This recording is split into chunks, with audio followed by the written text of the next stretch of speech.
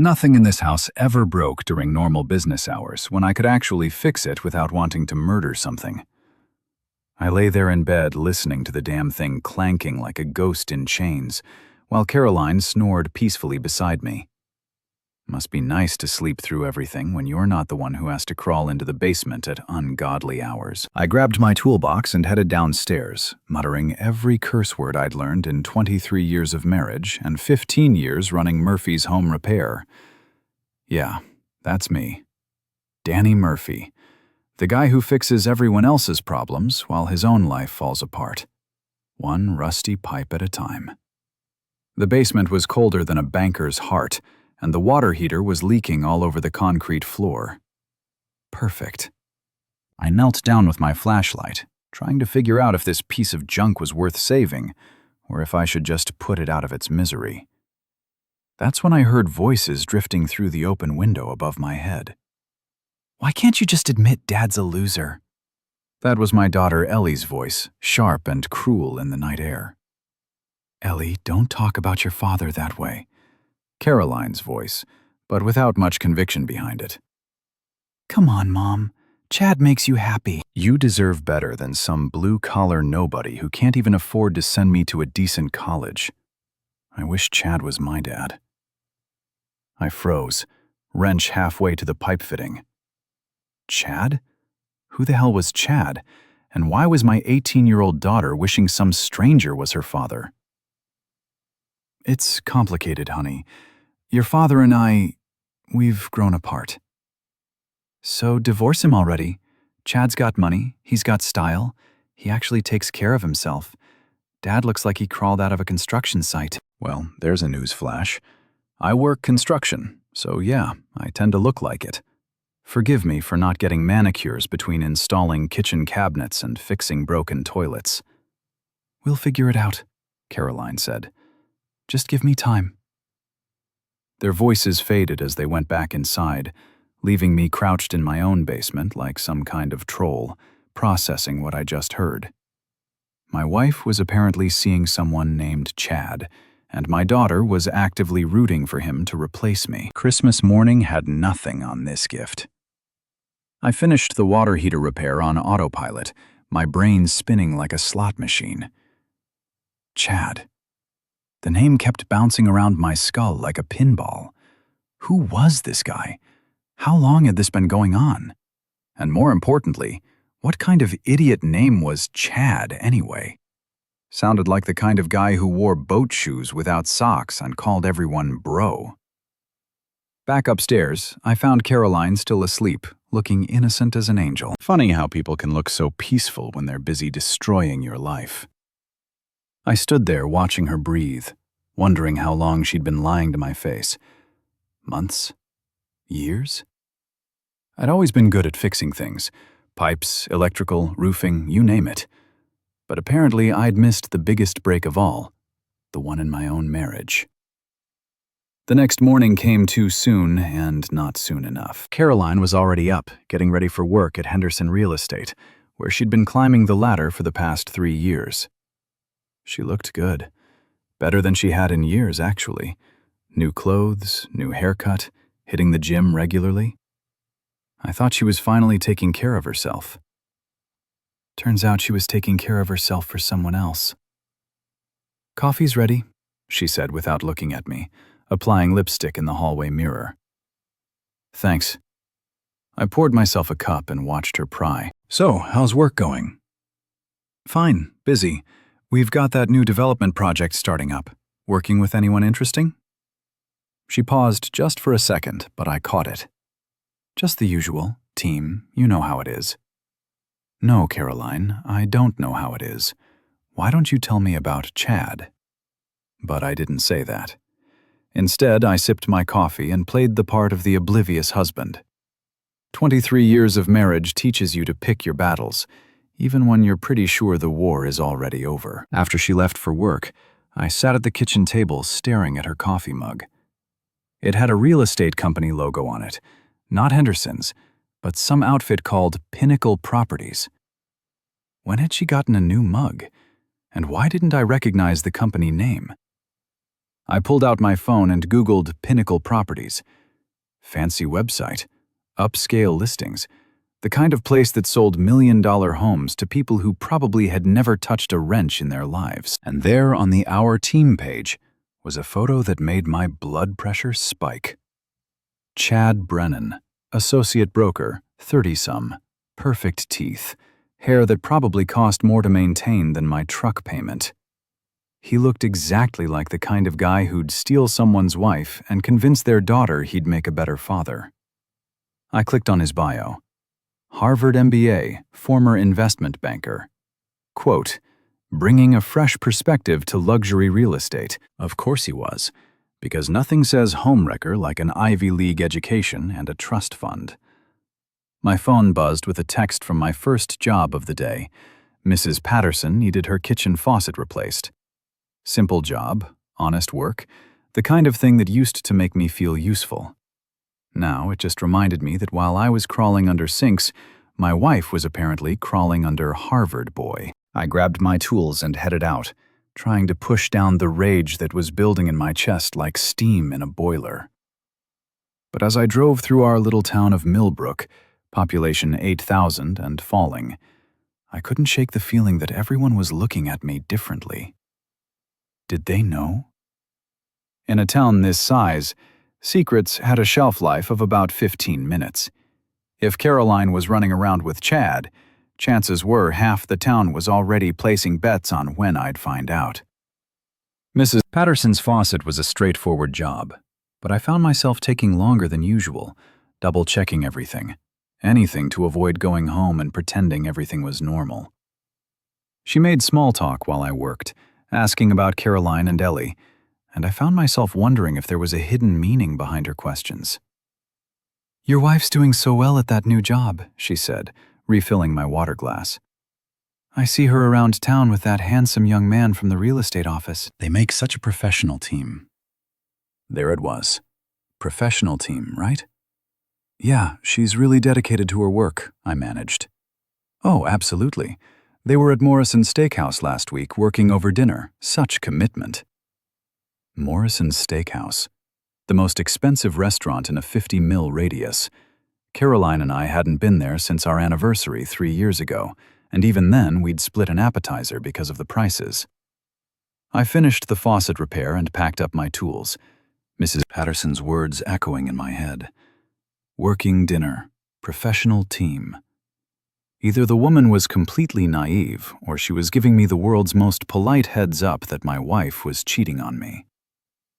Driving home, I made a decision. I needed proof.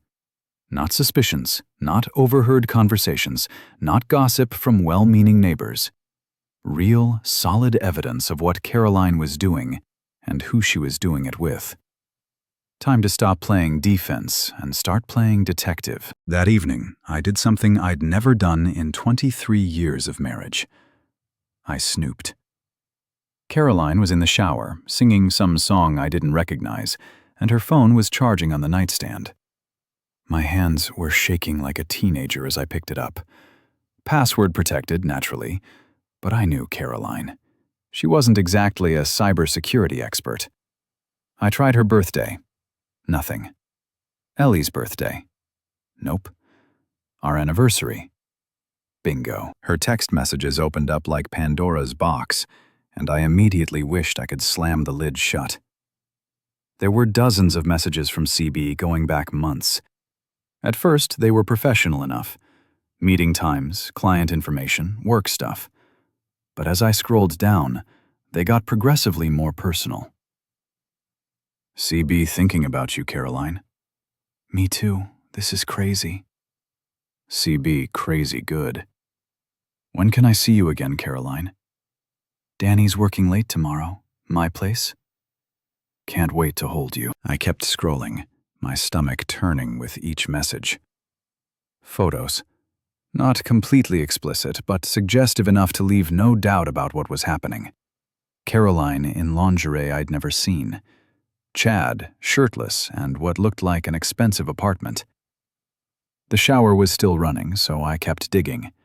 Her email, her social media, looking for any clue about how long this had been going on. What I found was worse than I'd imagined. It wasn't just an affair. Caroline was planning to leave me. There were emails to divorce attorneys, searches for apartments in the city, even a job application to Pinnacle Properties. She was building an entire new life with Chad, and I was apparently the last to know. The water shut off upstairs. I quickly put her phone back and tried to look casual, but inside, I was falling apart.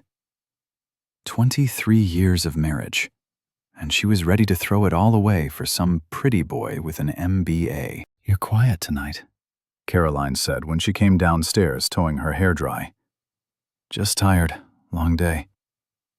She sat next to me on the couch, close enough that I could smell her shampoo. It was a new brand, something expensive.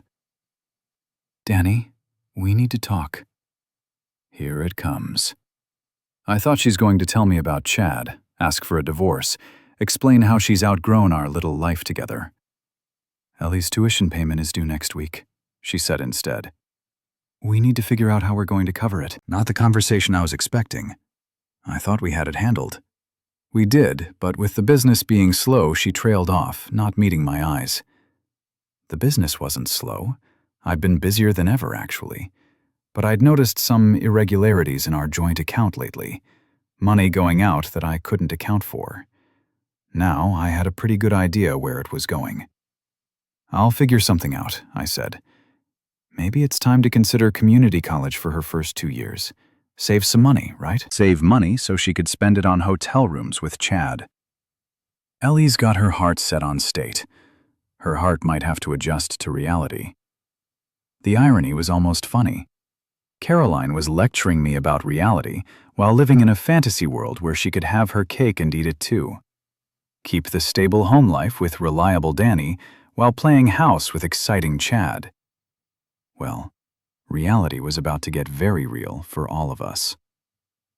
The next day, I did something I'd never done before. I followed my wife to work. I felt like a stalker sitting in my truck across from the Henderson real estate office, watching Caroline through the window.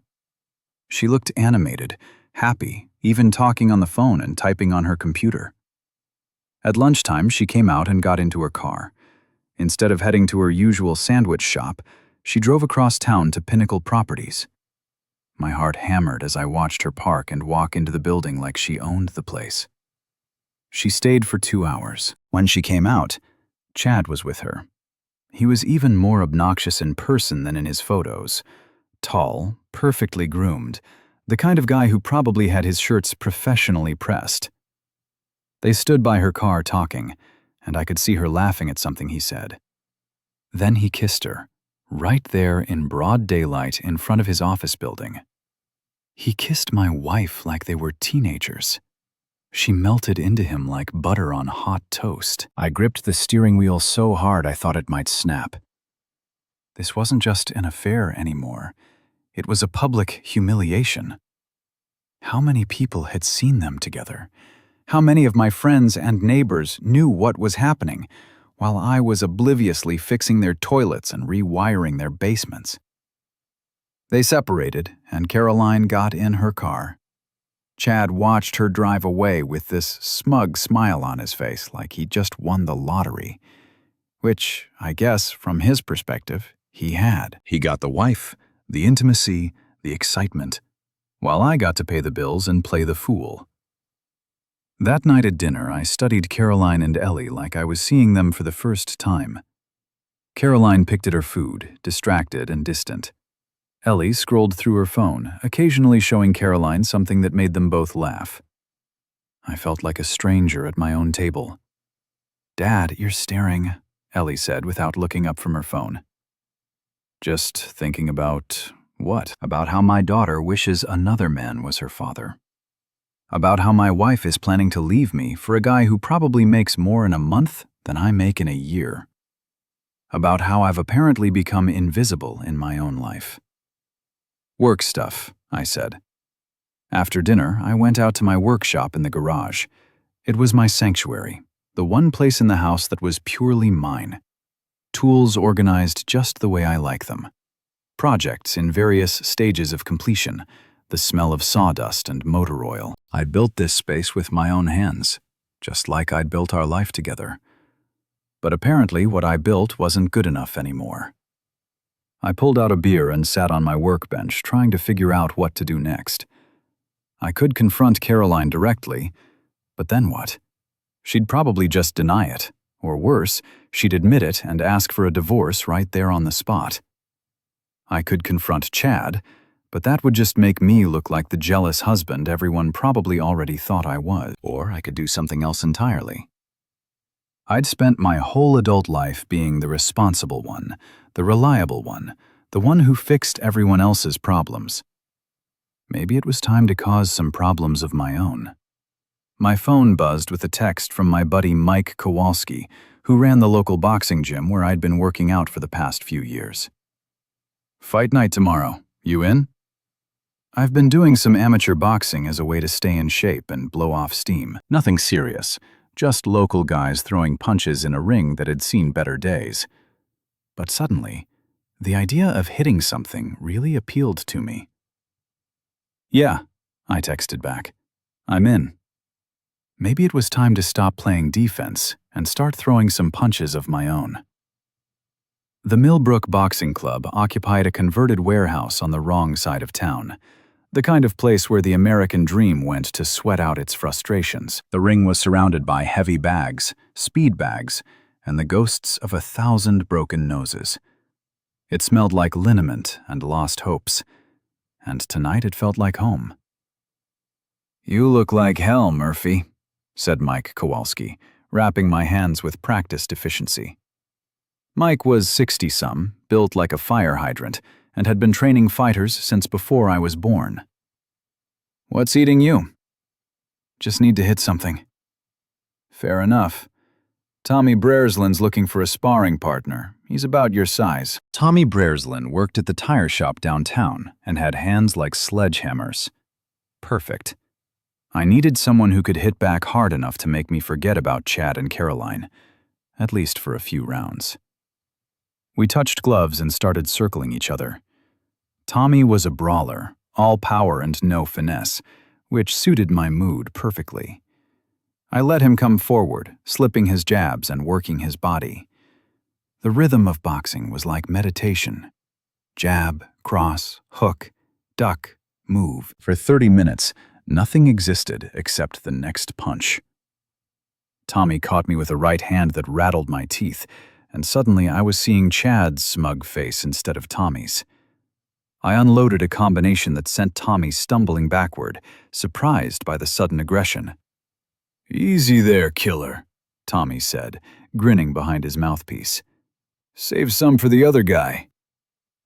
But there was no other guy, just me, alone in the ring with my anger and my humiliation, throwing punches at shadows. After the gym, I stopped at Flanagan's Pub, the kind of dive bar where the beer was cold and the conversation was minimal. I was nursing my second beer when the door opened and Chad Brennan walked in. Of all the gin joints in all the towns, right? He didn't see me at first, too busy scanning the room like he was looking for someone. He was dressed down from his usual real estate uniform, jeans and a polo shirt that probably cost more than most people's car payments. Even casual, he looked like he'd stepped out of a catalog. He spotted me, and his face went through about 6 different expressions in 2 seconds. Surprise, recognition, guilt, calculation, and finally, arrogance. He walked over to my table like we were old friends. "Danny Murphy, right? I'm Chad Brennan. I work with your wife." Work with. That's one way to put it. "I know who you are," I said. He sat down without being invited, signaling the bartender for a drink. "Caroline's told me so much about you. You're the contractor, right?" "Among other things." "That's great. Really great. This town needs more skilled tradesmen." Skilled tradesmen. Like I was some quaint local attraction. I could feel my jaw clenching, and my knuckles were still sore from hitting Tommy Breslin. "So, how long have you been working with my wife?" I asked. "About 6 months now. She's incredible, Really talented. You're a lucky man. The balls on this guy. He was sitting 3 feet away from me, talking about how lucky I was to be married to the woman he was sleeping with. I had to admire the sheer audacity. Yeah, she's something special, I said. We've been together 23 years. That's amazing. Real commitment. You don't see that much anymore. No, you don't, especially when guys like you are around. His drink arrived. Some kind of craft beer that probably had a story about hops grown on a mountaintop by monks. He took a sip and studied me like I was a problem he needed to solve. You know, Danny, I've been thinking. Caroline mentioned you might be interested in some contract work. Pinnacle Properties is always looking for reliable contractors for our higher-end listings. Higher-end listings. Translation: rich people's houses that I could fix while he screwed my wife in the master bedroom. I'll think about it, I said. Great. Really great. Here's my card. He slid a business card across the table. Chad Brennan, associate broker, with a phone number I'd already memorized from Caroline's text messages. I should get going, he said, finishing his beer. Early day tomorrow, you know how it is. No, Chad, I don't know how it is. Why don't you explain it to me? But he was already standing, throwing money on the table like he was buying drinks for the whole bar. Great meeting you, Danny. I'm sure we'll be seeing more of each other. He walked out, leaving me alone with his business card in a rage that was building like pressure in a boiler. The guy had just sat at my table, drunk my air, and basically told me he was stealing my wife while offering me the chance to work for him. The bartender, a guy named Pete, who'd known me since high school, slid another beer across the bar. That guy's new in town, he said. Yeah, heard he's been making quite an impression. Pete had that look people get when they know something you don't know they know. The look that said the whole town was talking about my business while I was the last to figure it out. What kind of impression? Pete shrugged and wiped down a glass. You know how it is in a small town? People talk. People talk about my wife and her boyfriend. About how the contractor's getting played by some city boy with perfect teeth. About how Danny Murphy's too stupid to see what's happening in his own house. I finished my beer and headed home, Chad's business card burning a hole in my pocket. The house was dark, except for the glow from Ellie's room, where she was probably posting on social media about how much she hated her life in this boring town with her boring father. Caroline was already asleep, or pretending to be. I stood in the doorway watching her breathe, wondering how long she'd been planning this. How many nights had she lay there thinking about Chad while I slept next to her like an idiot? I went downstairs to my workshop and pulled out my laptop. Time to do some research on Mr. Chad Brennan, associate broker, home wrecker, and all-around piece of work. What I found was interesting. Chad had only been in town for 8 months, hired by Pinnacle Properties after leaving a firm in Boston under what the internet described as unclear circumstances. There were some complaints filed against him with the Massachusetts Real Estate Board. Nothing that stuck, but enough to suggest he had a pattern of boundary issues. Boundary issues like sleeping with married women. I dug deeper, following links and cross-referencing names. Chad had left quite a trail across New England. 3 different real estate firms in 5 years, always moving on just before things got complicated. He was a serial job hopper, probably a serial home wrecker too, and now he'd landed in Millbrook, population 8,000 and falling, where he'd set his sights on my wife and my life. But here's the thing about small towns that guys like Chad never understand. We take care of our own, and when someone comes in from outside and starts causing problems, we have ways of dealing with it. I closed the laptop and cracked my knuckles. My hands were still sore from boxing, but they felt good, strong, ready. Time to start fighting back. The next morning brought the kind of autumn rain that makes everything look gray and defeated. I was replacing a garbage disposal for the Hendersons when my phone rang. Caroline's name lit up the screen. Danny, we need to talk. she said without preamble. I'm working. This can't wait. Meet me at Morrison's at noon. Morrison's Steakhouse? The same place where she'd been having working dinners with Chad. The irony was so thick you could cut it with a knife. Fine. I finished the disposal job in record time and drove across town, my mind racing. This was it. The conversation I'd been dreading and anticipating in equal measure. Caroline was finally going to tell me about Chad, ask for a divorce, explain how she'd outgrown our marriage like an old coat. She was already there when I arrived, sitting in a corner booth, looking nervous. She dressed up for the occasion. New dress, professional makeup, the works, like she was going to a job interview instead of destroying her husband's life. Thanks for coming, she said, as I slid into the booth across from her. What's this about, Caroline? She fidgeted with her napkin, not meeting my eyes. I've been thinking about our marriage, about where we are. And where are we? We're stuck, Danny. We've been going through the motions for years. You know it, I know it.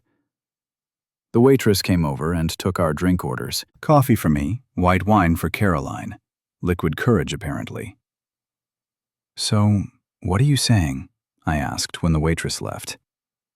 I'm saying maybe it's time to admit that we've grown apart, that we want different things. What kind of different things? She finally looked at me, and I saw something in her eyes I'd never seen before. Pity. She felt sorry for me. Her husband of 23 years had become an object of pity. I want more, Danny. More excitement, more opportunity, more life, and I'm holding you back from that. We're holding each other back. You're a good man, but we're not good together anymore. A good man, the kiss of death in any relationship. I'm a good man, but not good enough to keep my wife interested. Is there someone else? I asked. The question hung in the air like smoke. Caroline's face went through the same series of expressions I'd seen on Chad's face at the bar. Surprise, guilt, calculation. That's not what this is about, she said finally. That's not an answer. Danny, is there someone else? She took a sip of wine, buying time. I've met someone, yes, but that's not why I want a divorce. There it was. The words I'd been expecting, but still weren't prepared to hear. Divorce. The end of everything we'd built together. Who is he? Does it matter? It matters to me. Another sip of wine. His name is Chad Brennan. He works in real estate. I know who he is. I met him. That surprised her. You met Chad last night at Flanagan's. Nice guy. Really charming. He offered me some contract work. Caroline looked confused, like she was trying to figure out how the pieces fit together. He didn't mention that he was screwing my wife. No, that didn't come up in conversation. Danny, please don't make this ugly. It's already ugly, Caroline. The question is how much uglier it's going to get. Our food arrived. Sandwiches neither of us wanted. The waitress sensed the tension and retreated quickly, leaving us alone with our imploding marriage. I want this to be amicable, Caroline said. For Ellie's sake. Ellie already knows. She told you she wishes Chad was her father. Caroline's face went white. You heard that? I hear a lot of things. Small house, thin walls. She put down her sandwich, her appetite apparently gone. I never meant for it to happen this way. How did you mean for it to happen? You've been planning this for months, Caroline. The apartment searches, the job applications, the lawyer consultations. This isn't some sudden decision now. She looked genuinely shocked. How do you know about all that? I'm not as stupid as you think I am. We sat in silence for a moment, the weight of 23 years pressing down on us like a collapsed roof. All those anniversaries, birthdays, holidays, quiet evenings watching TV together. All of it reduced to this. Two people who'd become strangers, sitting in a restaurant, negotiating the end of their life together. "I'll move out," she said finally. "Give you time to adjust." "Where will you go?" She didn't answer, but she didn't need to. She was moving in with Chad, probably into that expensive apartment I'd seen in the photos. "What about Ellie?" "She's 18. She can make her own decisions, right?" And we both knew what decisions she'd make. Ellie would follow the money and the excitement, just like her mother. "I'll have my lawyer contact you about the details," Caroline continued. "The house, the business, custody arrangements." Custody arrangements. Like Ellie was still a child, instead of a college freshman who had already chosen sides. "This is really what you want?" I asked. "Yes, and there's nothing I can do to change your mind." "No." I nodded and stood up, throwing money on the table. "Then I guess we're done here." "Danny, wait." But I was already walking away, leaving her sitting there with her white wine and her guilty conscience. I had work to do. That afternoon I drove to Pinnacle Properties. The building was all glass and steel, the kind of modern architecture that screamed money and success. Chad's BMW was parked in the lot, gleaming like a jewel among the lesser vehicles. I walked into the reception area, where a young woman with perfect teeth and a practiced smile asked how she could help me. "I'm here to see Chad Brennan, Danny Murphy. Do you have an appointment?" "He's expecting me." It wasn't true, but she buzzed him anyway. A few minutes later, Chad appeared, looking surprised but trying to hide it. "Danny, great to see you. Come on back to my office." His office was exactly what I'd expected. Expensive furniture, motivational posters, awards on the wall, a shrine to his own success, built on other people's misery. So he said, settling behind his desk like a king on his throne. "Ready to talk about that contract work?" "Actually, I wanted to talk about my wife." His smile faltered for just a second. "Your wife? Caroline? You remember Caroline, right? About 5'6", brown hair, married to me for 23 years. "Danny, I think there might be some misunderstanding."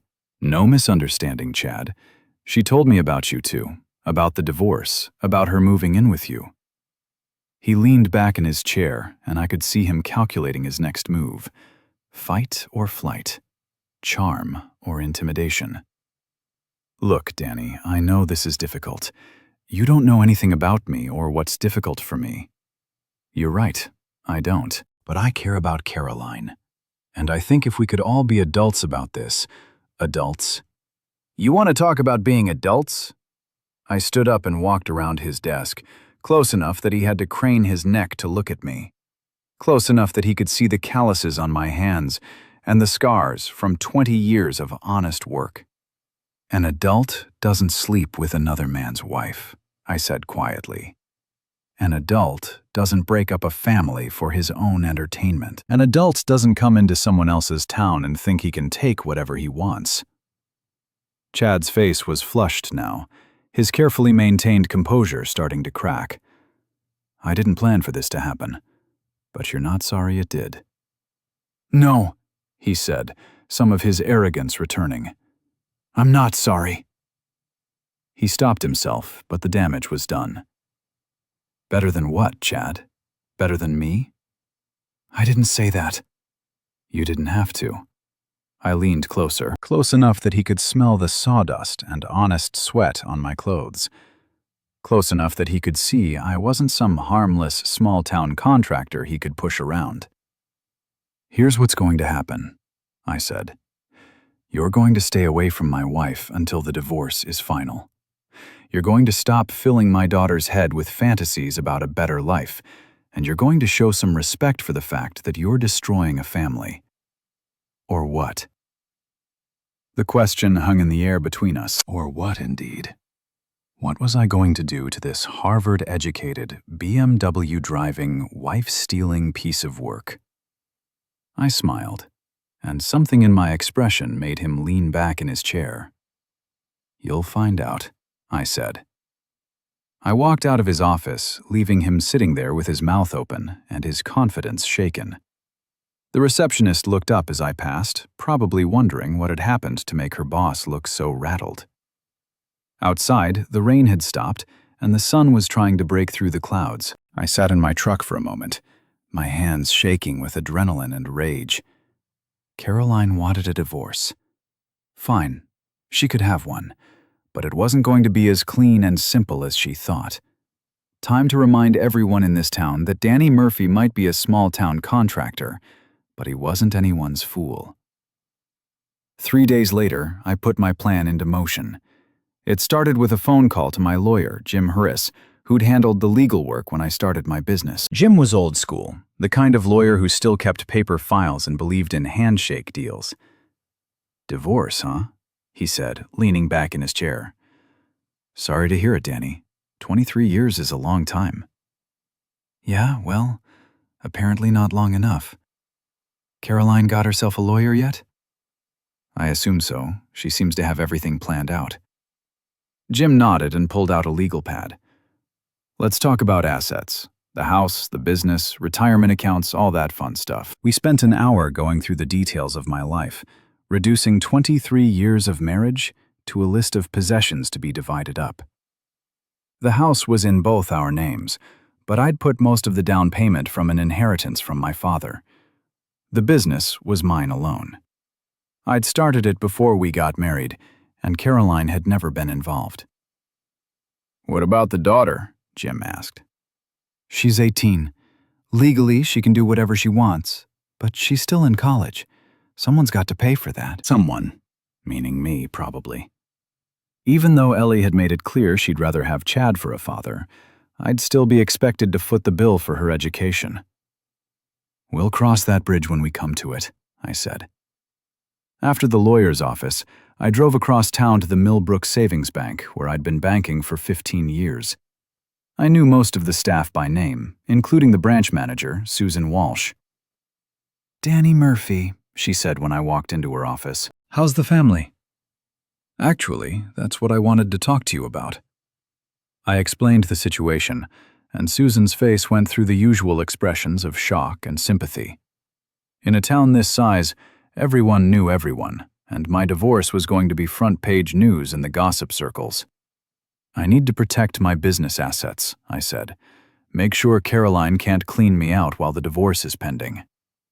Susan nodded and pulled up my accounts on her computer. "We can set up some safeguards. Move the business accounts to your name only. That sort of thing." "What about the joint accounts?" "Those are trickier. Legally, she has as much right to that money as you do." I'd figured as much, but there were other ways to protect myself. That evening, I was in my workshop when Ellie came home from college for the weekend. I heard her car in the driveway, heard her talking to Caroline in the kitchen. Their voices were animated, excited, like they were planning something fun. A few minutes later, Ellie appeared in the doorway of the workshop, looking uncomfortable. "Dad, can we talk?" "Sure, kiddo. What's on your mind?" She sat down on an old milk crate I used as a stool, fidgeting with her phone. "Mom told me about the divorce. I figured she would. She also told me you met Chad." "I did." "What did you think of him?" I put down the wrench I'd been holding and looked at my daughter. Really looked at her. When had she gotten so grown up? When had she started looking at me like I was some kind of problem to be solved? "You want the honest answer?" "Yeah. I think he's a selfish piece of garbage who's destroying our family for his own entertainment." Ellie's face flushed. "That's not fair, Dad. You don't even know him." "I know enough." "He makes Mom happy. Really happy. I haven't seen her smile like that in years." "And what about me, Ellie? What about making me happy?" She looked away, unable to meet my eyes. "You and Mom haven't been happy together for a long time. Everyone can see it. Everyone." There was that word again.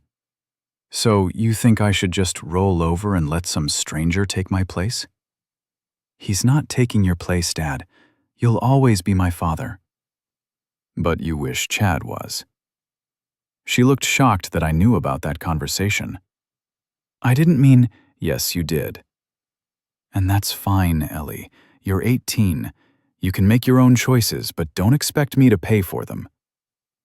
What do you mean? I mean, if you want Chad to be your father figure, maybe he can help with your college tuition. Her face went white. Dad, you can't be serious. Very serious. You want to choose sides in this divorce? Fine, but choices have consequences. That's not fair. Fair? I stood up and she shrank back on the milk crate. You want to talk about fair? Is it fair that your mother's been cheating on me for months? Is it fair that you've been encouraging her? Is it fair that I'm supposed to smile and pretend everything's okay while my family falls apart around me? Tears were streaming down her face now. I never meant for this to happen. But you're not sorry it did, just like Chad. She ran out of the workshop, leaving me alone with my tools and my anger. A few minutes later, I heard Caroline's car start up and drive away, taking Ellie somewhere safe, probably somewhere away from her mean old father, who wasn't handling the destruction of his life with appropriate grace.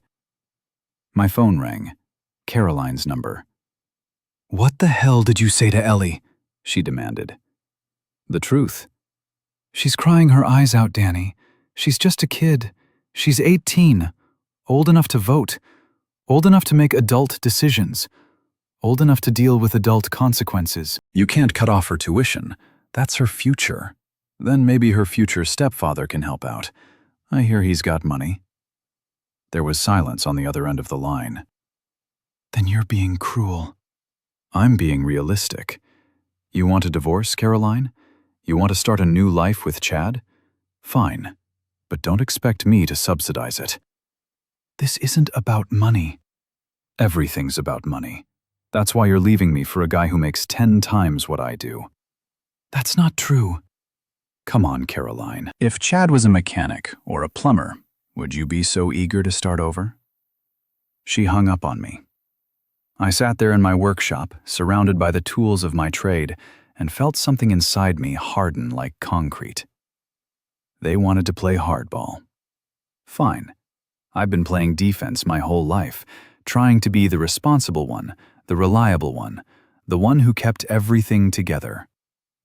Time to try a different strategy. The next morning, I drove to Pinnacle Properties again. This time, I didn't go inside. Instead, I parked across the street and waited. At 11:30, Chad came out and got in his BMW. I followed him. He drove to an upscale apartment complex on the other side of town, the kind of place with names like the Residences at Millbrook Commons, and rent that cost more than most people's mortgages. He parked and went inside, carrying a bag from an expensive restaurant. Lunch date. Probably with Caroline. I waited in my truck, watching the building, thinking about the conversation I'd had with Ellie. She was right about one thing. Caroline and I hadn't been happy for a long time. We'd been going through the motions, playing house, pretending everything was fine while we slowly drifted apart. But that didn't give her the right to cheat. That didn't give Chad the right to waltz into our lives and take whatever he wanted. That didn't give Ellie the right to choose sides and expect me to pay for her betrayal. An hour later, Caroline's car pulled into the parking lot. She got out and hurried toward the building, looking around nervously like she was afraid someone might see her. Too late for that, sweetheart. I took out my phone and started recording. Caroline walking into Chad's building in the middle of the day, carrying an overnight bag. Not exactly smoking gun evidence, but it would look interesting in divorce court. She stayed for 3 hours. When she came out, her hair was messed up, and she had that satisfied look women get after good intimacy. She practically floated to her car. I followed her back to Henderson Real Estate, where she went inside and pretended to work for the rest of the afternoon. Just another day at the office, except for the 3-hour intimacy break with her boyfriend. That evening, she came home acting like nothing had happened, made dinner, asked about my day, played the part of the beautiful wife. The performance was almost impressive. I talked to Jim Hendris today, I said over dinner. Who's Jim Hendris? My lawyer. She put down her fork. You hired a lawyer? You said you were getting one. I figured I should level the playing field. Danny, I was hoping we could handle this amicably. So was I. Then I found out you've been screwing your boyfriend in his apartment while I'm at work. Her face went red. How did you know about that? I followed you today, Caroline. Saw you go into Chad's building with an overnight bag.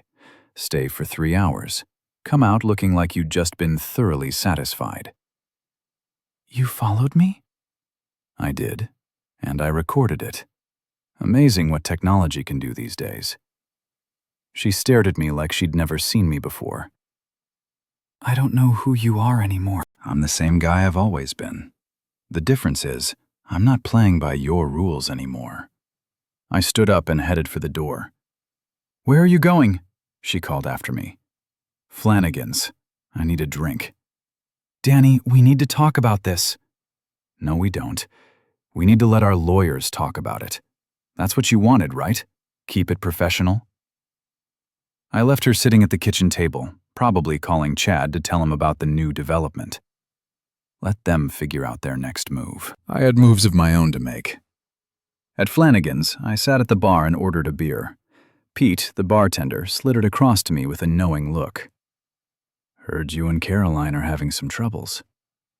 He said news travels fast. Small town, you know how it is. I did know, and I was counting on it. Pete, you know that guy Chad, the one who was in here the other night? Yeah, I know him. Comes in sometimes with different women. Real player.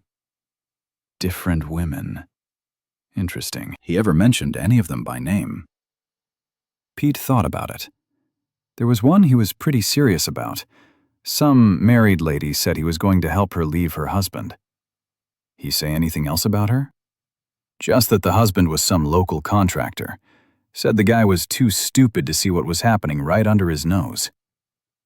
I gripped my beer bottle tight enough to leave fingerprints in the glass. He said that? Yeah, real cocky about it, like it was some kind of game to him. A game. My marriage, my family, my life. It was all just a game to Chad Brennan. Well, games have winners and losers, and I was tired of losing. Thanks, Pete. No problem. You need anything else, you let me know. I finished my beer and drove home, my mind spinning with possibilities. Caroline's car was gone, probably at Chad's apartment, planning their next move. The house was dark and empty, like a shell of the life we'd built together. I went to my workshop and fired up my laptop. Time to do some more research on Chad Brennan, serial homewrecker and game player. What I found made my blood run cold. Chad had a pattern. All right, 3 different towns, 3 different married women, 3 different families destroyed.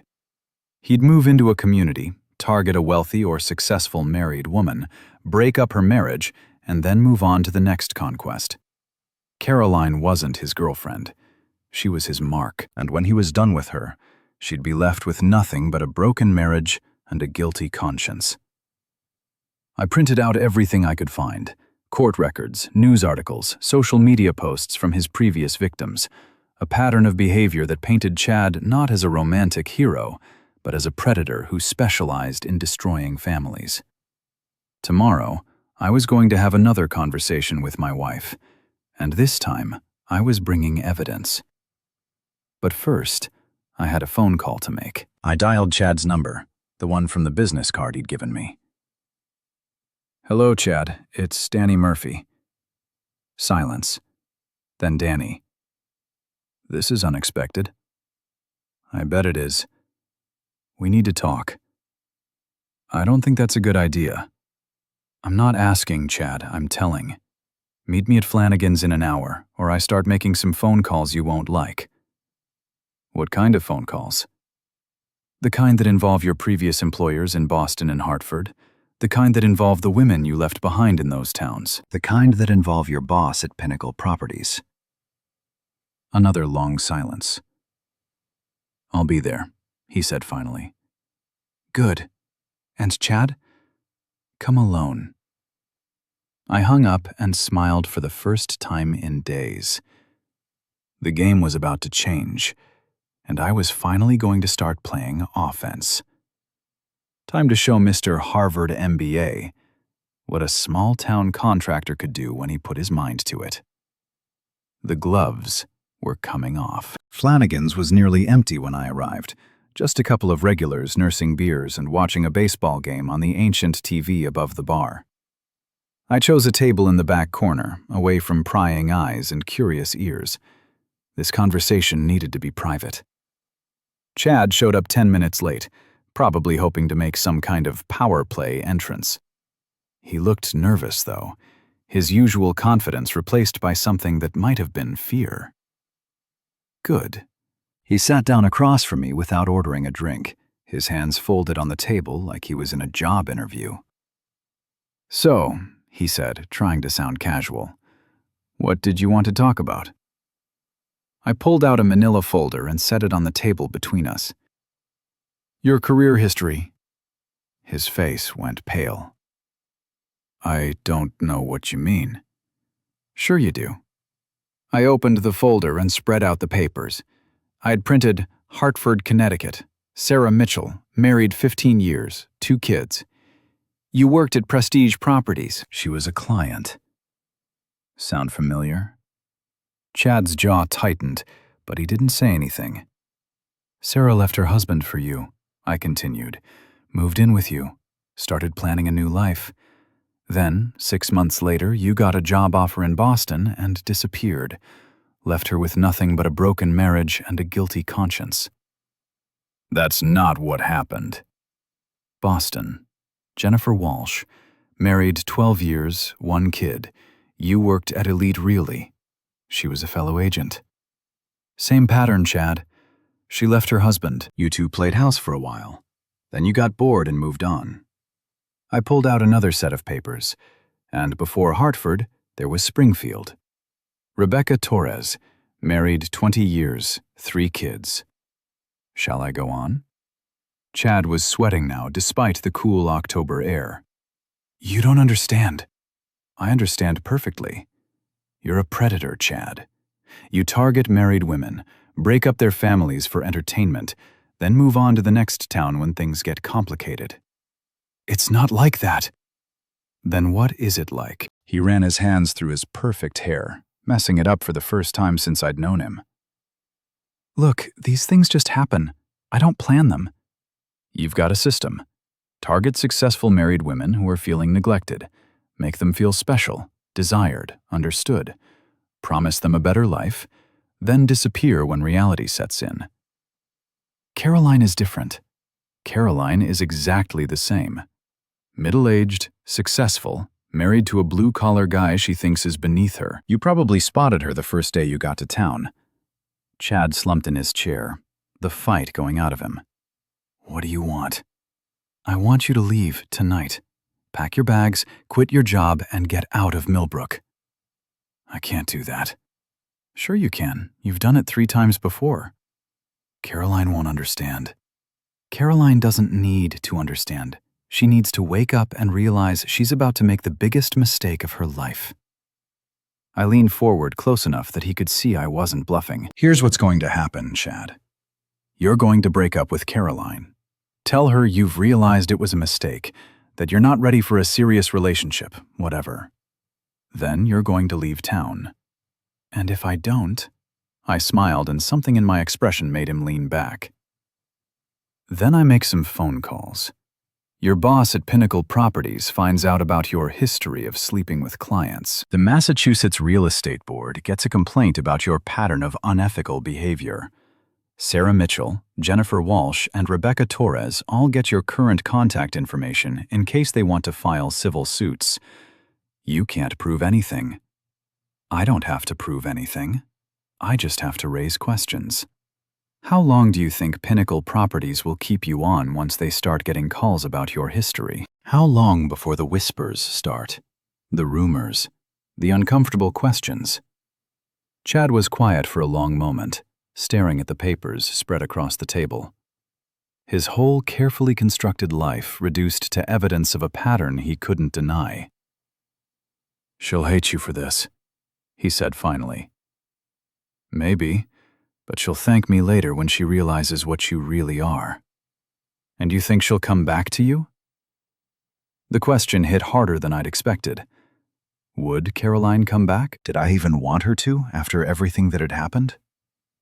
"I don't know," I said honestly, "but at least she'll have the chance to make that decision without being manipulated by a professional homewrecker." Chad stood up, his face a mixture of anger and defeat. "You have no idea what you're doing.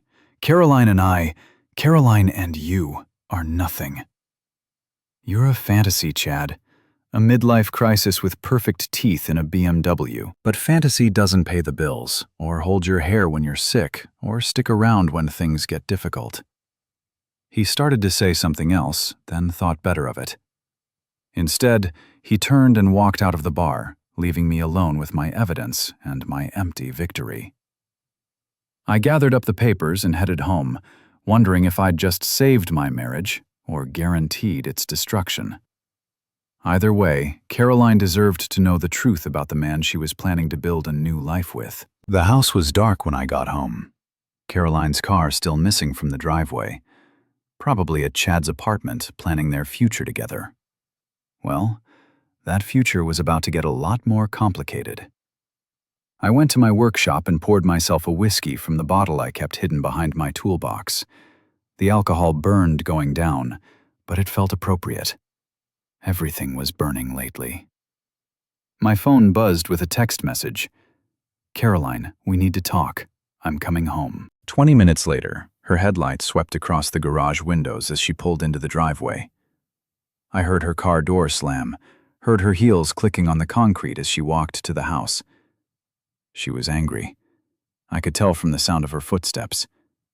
She appeared in the workshop doorway, her face flushed and her eyes bright with fury. "What did you say to Chad?" she demanded. "We had a conversation. He's talking about leaving town. Danny says it's too complicated, that he made a mistake." "Maybe he did. Don't play games with me. What did you do?" I pulled out the manila folder and set it on my workbench. I showed him some research I'd done. "What kind of research?" "The kind that reveals what he really is." Caroline snatched up the folder and started reading. I watched her face change as she went through the papers. Confusion, disbelief, anger, and finally, a dawning horror. "This can't be real," she whispered. "It's all real. Court records, news articles, interviews with his previous victims. Chad Brennan is a serial homewrecker, Caroline. You're just his latest mark." She sank into a chair, the papers scattered across her lap. "But he loves me." He told Sarah Mitchell the same thing. And Jennifer Walsh and Rebecca Torres. They all thought they were special too. "You're lying." "Call them. Their contact information is in there. Ask them about Chad's promises, his talk of a new life together, his sudden departure when things got real." Caroline was crying now, tears streaming down her face as the truth sank in. 23 years of marriage, and I'd never seen her look so broken. "I was going to leave you for him," she sobbed. "I was going to give up everything." "I know. Ellie was so excited about having a new stepfather." "Ellie will get over it. She's young. She'll bounce back." Caroline looked up at me, her mascara running down her cheeks. "Can you forgive me?" The question I'd been dreading. Could I forgive her? Could I forget the months of lies, the betrayal, the humiliation? Could I pretend that our marriage hadn't been broken long before Chad arrived on the scene? "I don't know," I said honestly. "But I'm willing to try if you are." She nodded, unable to speak. I walked over and put my arms around her, feeling her body shake with sobs. She smelled like perfume and guilt and 23 years of shared history. "I'm so sorry, Danny. I'm so sorry." "I know." We stood there in my workshop, surrounded by the tools of my trade, holding each other while our marriage hung in the balance. Outside, Millbrook slept peacefully, unaware that one of its favorite scandals had just come to an abrupt end. My phone rang. Chad's number. "You win," he said when I answered. "I'm leaving tonight." "Good. But this isn't over, Danny. Caroline will realize what she's giving up. She'll come looking for me." "Maybe, but you won't be there." "I could fight this. I could stay. Tell her the truth about what you did." "Go ahead. Tell her how I exposed your history of destroying families. Tell her how I showed her what you really are. See how that works out for you." There was a long silence.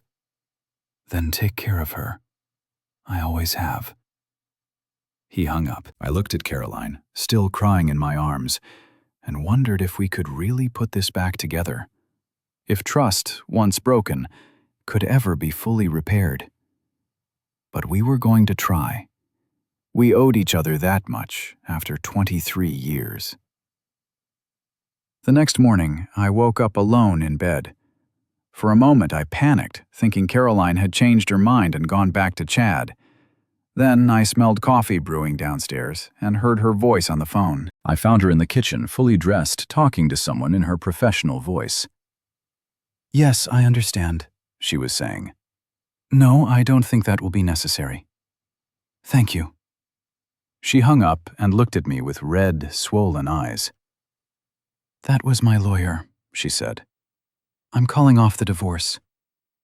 "Are you sure?" "No, but I want to try to fix this if you'll let me." I poured myself coffee and sat down across from her. "It's not going to be easy, Caroline. There's a lot of damage to repair, I know, and I'm not the same person I was a week ago. I'm not going to just roll over and pretend everything's fine. I wouldn't expect you to. We'll need counseling, both of us. I've already made some calls." I studied her face, looking for signs of deception or doubt. All I saw was exhaustion and regret, and a desperate hope that we could somehow salvage what we'd built together. What about Ellie? She's devastated. She really thought Chad was going to be her new father. She'll get over it. Will you forgive her for what she said, for choosing sides? I thought about my daughter, 18 years old and caught between loyalty to her parents and dreams of a better life. She'd made a mistake, but she was still a kid. Still my kid. Yeah, I'll forgive her. But she's going to have to earn back my trust. Caroline nodded. What about Chad? Is he really leaving? He's gone. Left town last night.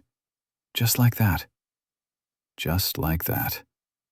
It's what he does, Caroline. When things get complicated, he runs. She was quiet for a moment, processing the reality of how close she'd come to destroying everything for a man who would have abandoned her the moment things got difficult. I feel so stupid, she said finally. You're not stupid. You were lonely, unhappy, looking for something that was missing in your life. Chad saw that and exploited it. But I should have known.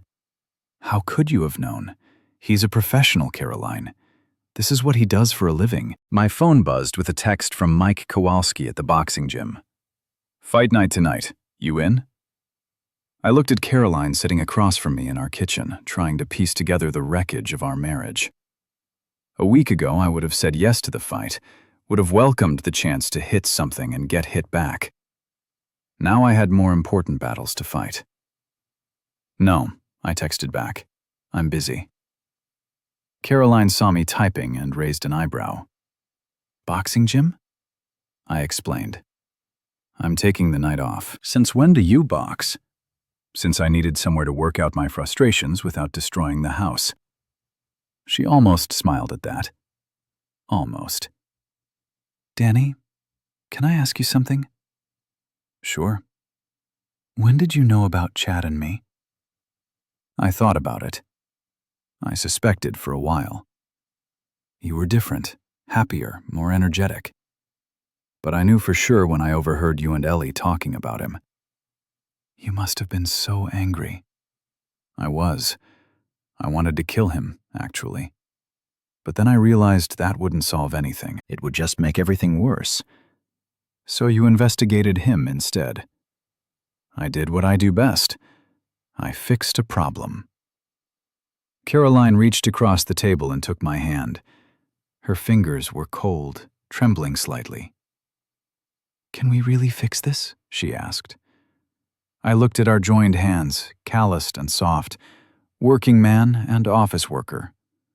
23 years of shared history and separate dreams. "I don't know," I said, "but we can try." Outside, Millbrook was waking up to another ordinary day. People were going to work, kids were going to school. Life was continuing its normal rhythm. But in our kitchen, Caroline and I were starting over, trying to rebuild something that had been broken almost beyond repair. It wouldn't be easy. There would be arguments, setbacks, moments when we both wondered if we were making a mistake. But we were going to try, because sometimes trying is all you can do. And sometimes, if you're lucky, it's enough. 3 months later, I was installing a new kitchen faucet for the Hendersons when Mrs. Henderson asked about Caroline. "She seems so much happier lately," she said. "You both do." "We're working on it," I said. "And that handsome young man she used to work with, Chad something, he moved away." "Oh, that's too bad. He seemed like such a nice fellow." I tightened the last fitting and tested the water pressure. Perfect. "Yeah," I said. "Real nice." That evening, I came home to find Caroline cooking dinner and Ellie setting the table. My daughter looked up when I walked in, and for the first time in months, she smiled at me. "Hey, Dad." "Hey, kiddo. How was school?" "Good. I made the dean's list." "That's great, Ellie. I'm proud of you." She hugged me, and I could smell her shampoo and feel her arms around my neck. My little girl. Not so little anymore, but still mine. "I'm sorry," she whispered in my ear, "for everything." "I know. It's okay." Caroline watched us from the stove, tears in her eyes. We were still fragile, still healing, but we were together. We were a family. After dinner, I went out to my workshop to finish a project I'd been working on, a jewelry box for Caroline's birthday. It was made from oak with dovetail joints and a hand-rubbed finish, the kind of thing you can't buy in a store, the kind of thing that takes time and patience and love. Caroline appeared in the doorway, watching me work. "What are you making?" "It's a surprise." She walked over and ran her fingers along the smooth wood. "It's beautiful." "It's not finished yet. Neither are we." I looked at her, my wife of 23 years, the mother of my child, the woman who'd almost thrown it all away for a fantasy. She was older now, grayer, with lines around her eyes that hadn't been there when we were young. But she was here, and she was trying. And sometimes that's all you can ask for. "No," I said. "We're not finished yet." I put down my tools and took her in my arms, breathing in the scent of her hair and feeling the warmth of her body against mine. Outside, Millbrook slept peacefully under a canopy of stars. And inside our workshop, surrounded by the tools of my trade, we held each other and planned for tomorrow. The water heater was working perfectly, the roof wasn't leaking, and all the broken things in our house had been repaired. Most of them, anyway. The rest would take time.